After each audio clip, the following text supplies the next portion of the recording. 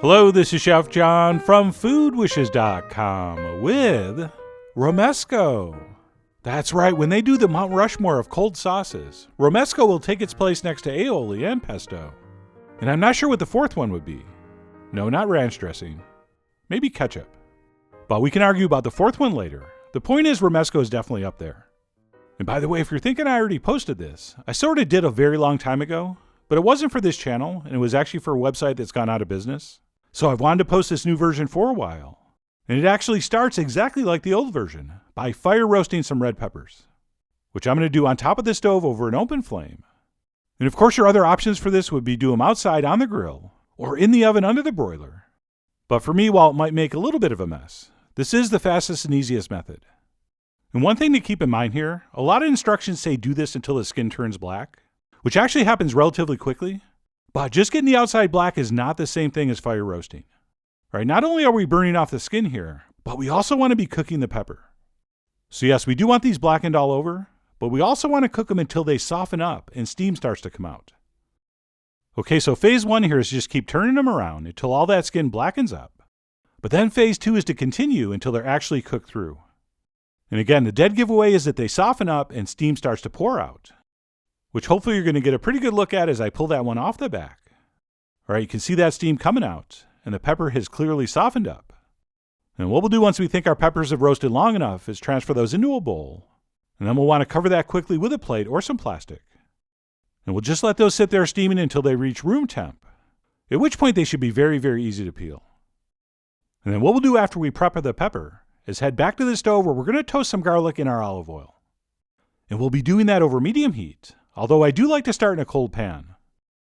So we'll combine our whole garlic cloves and our oil and go ahead and turn on the heat. And simply toast that garlic in the oil for about 3 minutes or so, or until the outsides just start to turn a little bit golden brown. Right, not a lot golden brown, just a little golden brown. And as you can see, I do like to keep those cloves moving in the oil, pretty much constantly. And while these are not going to cook through in just 3 minutes or so, we are taking that sharp raw edge off. And we're hopefully going to end up with something halfway between roasted garlic and raw garlic. And then what we'll do once our garlic cloves have been very lightly browned is remove those with a slotted spoon to a ramekin, since we want to leave all the oil in that pan. Because next up, we're going to use it to toast our bread cubes, if we're using bread. Okay, the bread here is optional. Whoops, I got a cube clot. There we go. But anyway, as I was saying, using bread here is up to you. I mean, you are, after all, the Curtis Blow of your Romesco. And if you can't eat bread, those are the breaks. But you don't have to use it here. It will still come out beautifully. But having said that, I do like to include them because I do think it improves the texture.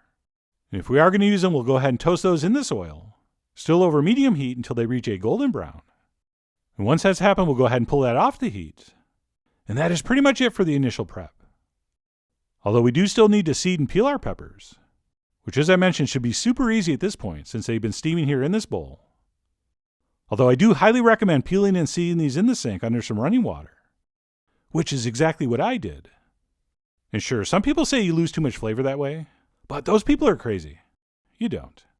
Plus, trying to peel that skin off without any water is going to take you like 2 hours. So suit yourself, but if you're keeping score at home, I do like to use running water. And then what we'll do once our peppers have been seeded and peeled is go ahead and give them a rough chop by simply cutting them in strips one way. And then we'll turn them and cut them across into cubes like this. And the only reason we're doing this is so that they blend a little more evenly and a little easier in the food processor. So for me, it's worth the extra minute. And then once our peppers have been cubed, we'll go ahead and transfer those into the bowl of our food processor. At which point we can go ahead and add our garlic cloves, as well as our toasted bread cubes, along with any and all associated oil. Which brings us to our last major ingredient, and that would be some almonds. And I like to use roasted almonds, but you can also use raw or blanched. They'll all work, just giving slightly different results.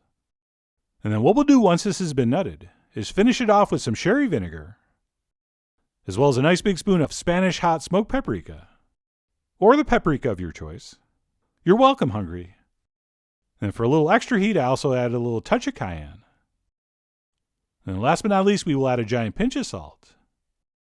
And that's it. We'll go ahead and take that over and process it by pulsing on and off until it's as coarse or as smooth as we want. And believe it or not, that's it. Other than adjusting for final seasoning, our Romesco sauce is done. And right here, you're going to get a great look at my final texture, which for me is not too thick, not too thin. In other words, perfect. And if you wanted at this point, you could grill up a whole bunch of vegetables, or fish, or meat, and start enjoying this fabulous condiment/sauce. But I highly recommend you don't. Since I think by wrapping this up and popping it in the fridge for one day, the flavors really develop a lot more. All right, I can't prove it. It's only anecdotal evidence, but that's what I think. So of course we're going to give it a taste or two, but I do highly recommend wrapping this up and giving it a little time to age in the fridge, which is exactly what I did, before transferring some of it into a little serving dish. And because I am contractually obligated to take some pictures, I finished with some toasted almonds and a few sliced green onions, and lastly a little tiny drizzle of olive oil to give that top a little sparkle. But anyway, I went ahead and garnished that up and took a few shots before finally enjoying a spoon on a piece of plain bread, which is definitely one of the best ways to enjoy it. Although another best way would be spread on some toast, topped with some chopped up fire roasted green onions that we've tossed in a little bit of olive oil and salt. And that, my friends, is a bite of stunning savoriness, just intensely flavorful and incredibly addictive. And while this was extraordinary, in the blog post I will go over some of my favorite things to serve this with.